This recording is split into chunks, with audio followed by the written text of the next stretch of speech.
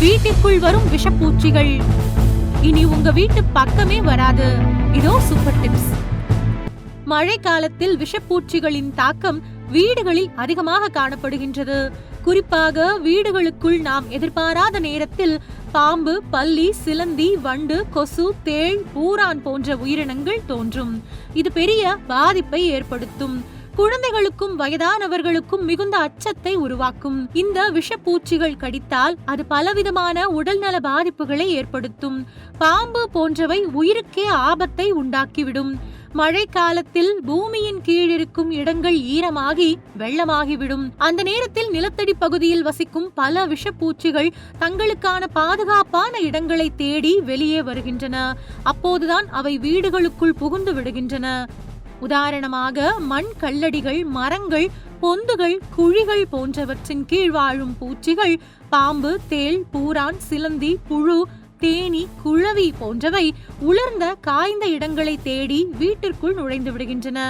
வீட்டுக்குள் அவை எளிதாக நுழைவதற்கு பல வாசல்கள், வழிகள் இருக்கின்றன.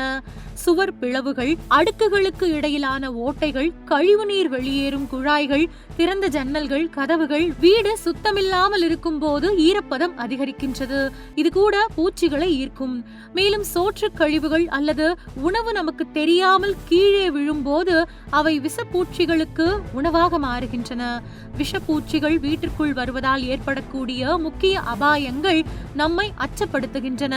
பாம்பு போன்றவற்றால் உயிருக்கே ஆபத்து ஏற்படுகின்றது.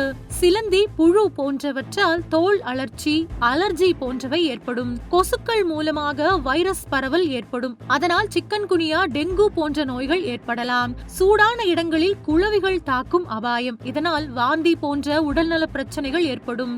சிறியவர்கள், வயதானவர்கள், தோல் நோய் சக்தி குறைவானவர்கள் அதிகம் பாதிக்கப்பட வாய்ப்புள்ளது. விஷப்பூச்சிகளை வீட்டிற்குள் இருந்து விரட்டுவதற்கு சில எளிய வழிமுறைகள் உள்ளன.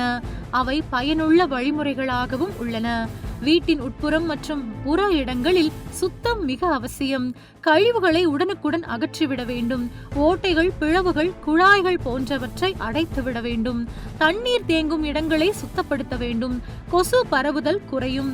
கழிவுநீர் வெளியேறும் குழாயின் வாய்களை மூடி வைக்க வேண்டும்.